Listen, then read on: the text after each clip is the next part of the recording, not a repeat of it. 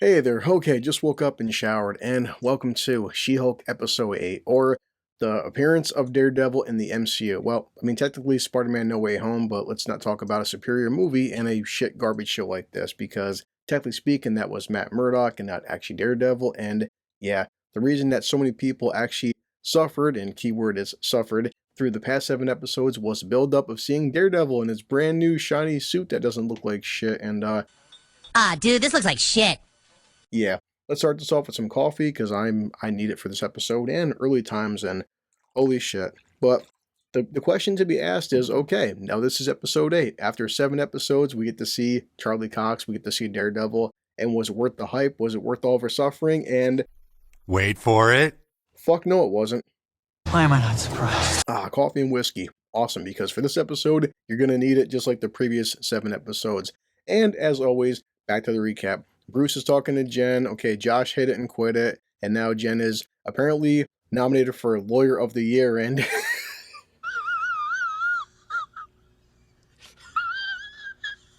Lawyer of the Year, my ass. We'll get into it. And yeah, okay, so let's start this off with some whiskey and coffee and enjoy the intro. And I'm going to, as every episode, try to make you laugh since I didn't laugh at all during this episode. And why would you for?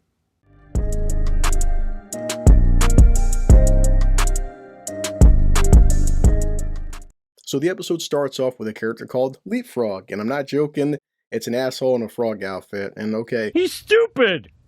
he's getting beat up by some bad guys, and what does he do? Activates his Leapfrog legs, but they malfunction, they burn his legs, he gets third-degree burns, and what does he do next? He goes to Jen. He wants to sue the idiot that made this outfit because he wants emotional damage and stuff, and the guy manufactured it wrong, and he messed up, and Jen's like, okay, we have a problem, because the problem is the same guy that made your suit is the same guy that made my suit and makes superhero costumes, and it's our character Luke from the previous episode. Luke! So to say the least, Jen doesn't want to do it, but her boss is like, too bad, since this idiot Leapfrog here, his dad is a pretty big name and you kind of got no choice in the matter. So deal with it. What does Jen do? Goes to see Luke and like, yeah, we got to sue you and you messed up, and now Luke is pretty pissed off, like, how dare you insult my work because I make some, high quality shit, and Jen's, angry, like, well, you messed up this time, and no, I didn't, and whatever, it's not important. So, finally, after 7 minutes, we finally get Matt Murdock. So now Matt walks in. He's doing the Vince McMahon strut. He sits down, and I find it kind of funny that he's doing basic lawyer speak, and Jen's like, who is this asshole? But what does Matt do? He whips out his very big and massive law degree. Excuse me while I whip this out. So now Matt has to mansplain some basic lawyer knowledge and also some basic fucking common decency to an idiot like Jen. Because now Jen wants Luke to divulge his client list out to the public. And like Matt's telling Jen, well, the thing is, superheroes out there, part of them being superheroes is their secret identity. Duh! And not everybody has a famous fucking cousin who's an Avenger and who's, for the most part, invulnerable and stuff. So Jen is just going back and forth with Matt. But now the kicker right here is just the fucking stupidity of the female lawyer of the year. That's a fake laugh. It's real! Since our buddy Leapfrog pulls out his fucking boots there, and out of nowhere Matt, which is kind of weird him just doing this out in the public, but okay, he does a very loud sniffing noise, and yeah, just curious there, Leap buddy, what kind of fuel did you use for your boosters? Oh, I use jet fuel. And immediately Luke is like, yeah, dumbass, I didn't tell you to use jet fuel in the boots that went against my instructions. So now the judge is like, well, case dismissed, and now Jen looks stupid because, well, she is, and a very terrible lawyer at that, but it's kind of funny since right now, okay, you didn't realize your client, the person that you're supposed to be representing, used jet fuel, used the wrong stuff in his boots, yet you're suing Luke because your client's stuff didn't work, but even though your client went against Luke's fucking authorization and also his instructions for using the suit. Like, yeah, you're a great fucking female lawyer of the year.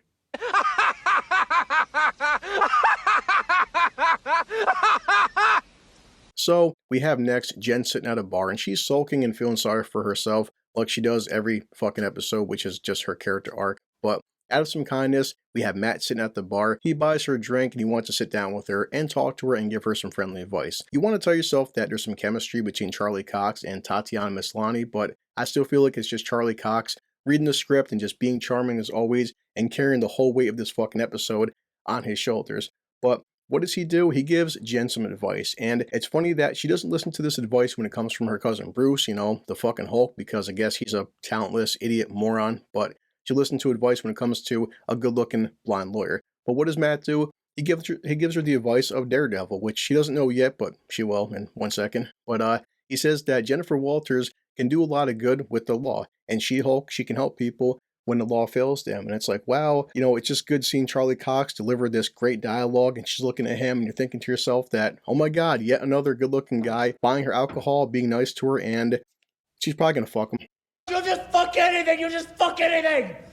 Okay, so Matt leaves because something came up on his phone. Now Jen gets a text message from Todd. You remember Todd, the douchebag guy from previous episodes, and he's not important, but he will be next episode, don't worry. But apparently he bought this spear from Wakanda, and he says, Wakanda forever, and she's like, oh my god, don't do that because you're white, and they don't like white people, apparently, in Wakanda. Bad joke. Yeah, the problem is, the spear that he bought was stolen by colonizers, which is colonizers is, you know what it means. Fucking white people. Jen's like, I don't care about your legal problems, you're a douchebag, and whatever.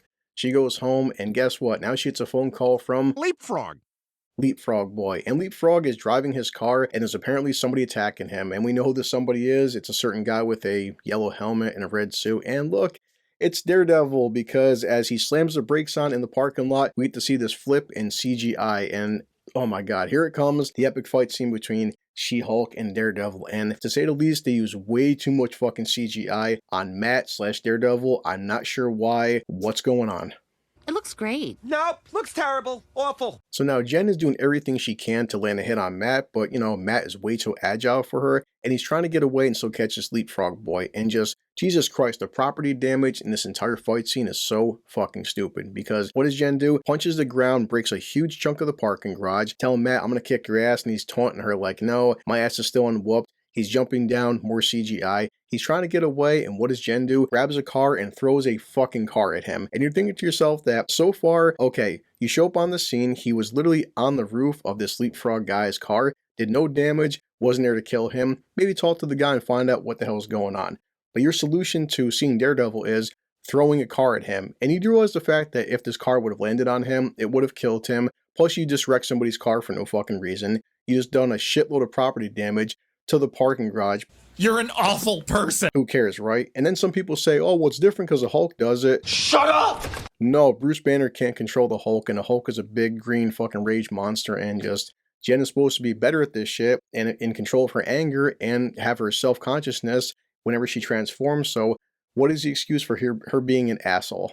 There's no excuse! No excuse!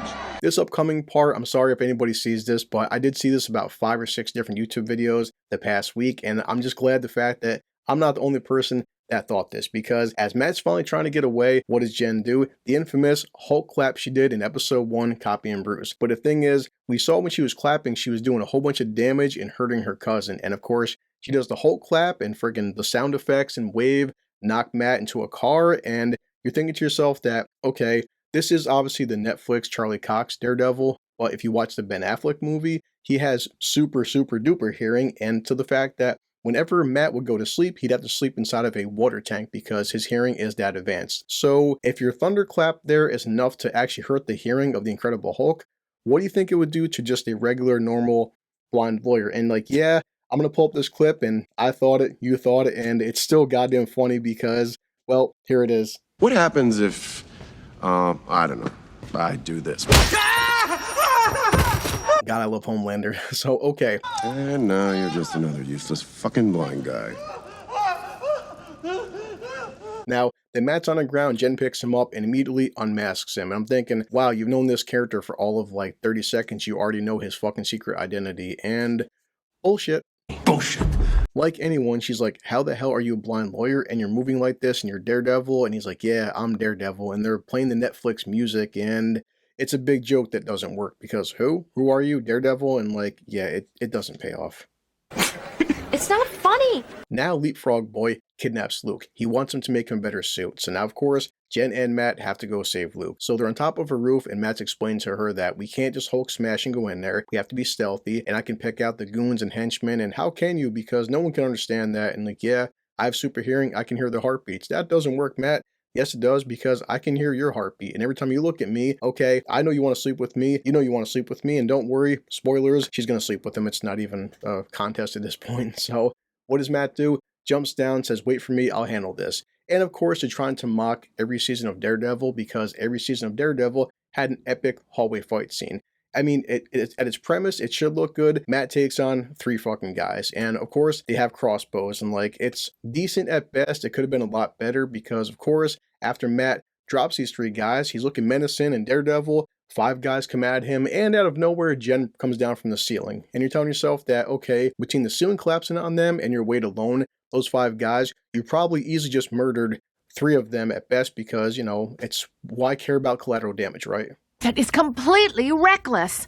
Jen breaks through a wall, and of course, her and Matt easily beat up the remaining goons. It's kind of weird that they're having like this lawyer talk back and forth during a fight scene, but it's comedy, right? So, shocker to nobody. They beat everybody up. They save Luke. Leapfrog Boy jumps out a window, breaks his legs because he's a fucking moron. And now Jen and Luke make up, and now Jen, I'll make your suits yet again. And okay, Matt doesn't hang around because Daredevil is not a big character that talks to cops. And now Jen is like, well, Matt, what are you doing? How much longer are you in town for? Because you know what? I'm horny and I want to get laid. And Matt's like, yeah, you know what? I'm going to be in town for another day and I could use a good mercy lay. Is it good for you? I've had better. I say mercy lay for 2 reasons. Number 1, I want to piss somebody off. And if my channel ever grows big enough, I will piss people off and I don't care. But also number 2, because in this situation, Matt would be doing a mercy lay. Since the next scene is Daredevil doing the walk of shame. But the walk of shame, to the writers of this show and anybody watching, doesn't apply to men, you fucking morons. Are you stupid? For 2 reasons. Number 1, men don't do the walk of shame. Since if a guy wakes up and the girl's next to him and it's his place, he calls her a cab and gets her out of there as fast as possible. If he happens to spend the night at her house and he doesn't want to be there, he wakes up and runs as fast as possible. You see someone running incredibly fast? It doesn't apply to us. Also to the point that they show Matt walking barefooted, okay? If he's wearing boots or guys have sneakers, they wouldn't be walking barefoot. The reason the walk of shame exists for women for is because most women, when they go out, are wearing high heels. Duh!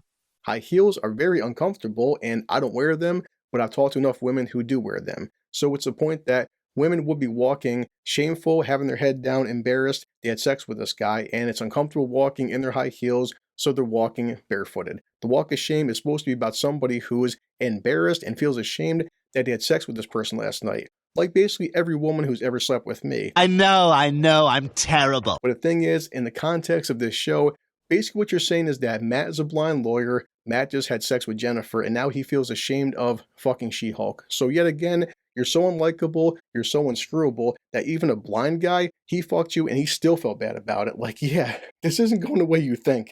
God, you are so clueless. After Matt leaves, Jen's breaking the 4th wall. She's telling us that, yeah, it feels like this episode should be over. And you're thinking, yeah, Jen, it should be over. Just like this entire fucking series should be over. But it's not, and now Nikki shows up. Nikki does like this bootleg Wolverine stance with her makeup and stuff, and she's telling Jen that, yeah, remember, we have to get you ready for your bullshit Female Lawyer of the Year award.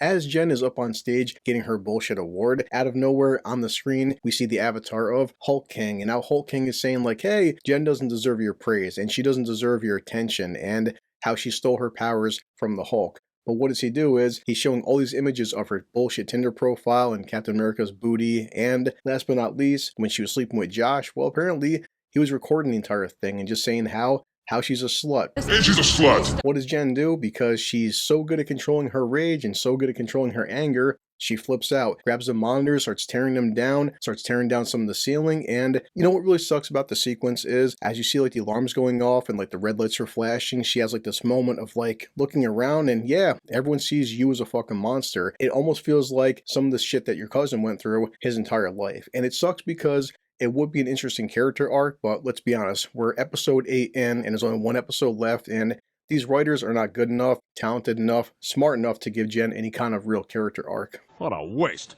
But yeah, wasted potential. But out of nowhere, she looks over, she sees 2 guys, of course, they're sitting there recording everything, and she just flips out, she runs at one of them, breaks down a wall, is grabbing the guy, maybe she wants to kill him, who knows, but she puts him down as cops and everybody show up and everybody's filming her, and she's like, yeah, oh shit. Oh, shit. That's it, boys and girls. I hope you liked this review because I had no fun at all watching this episode. And yeah, did they shit on Daredevil as much as I expected?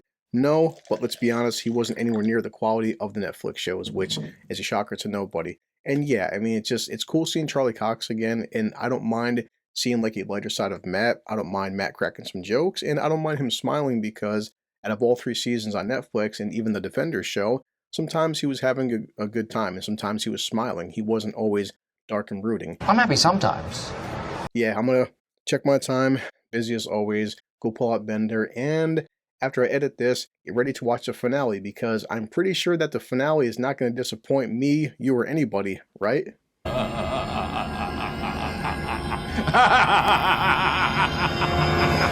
One more episode, this shit's finally over, and we can move on to something that's actually worth watching instead of this. But people always say, why do you keep doing this for? I'm like, well, because I'm not sober half the time, and also, hey, if you're going to hate something, at least hate something and try to make fun of it and try to make people laugh. And I've made a few people laugh, and that's what I do it for. Thank you for your sacrifice. Let me finish this, and you know what to expect, so 1 second. This calls for a drink. Good old coffee and whiskey, and I'm heading back to work.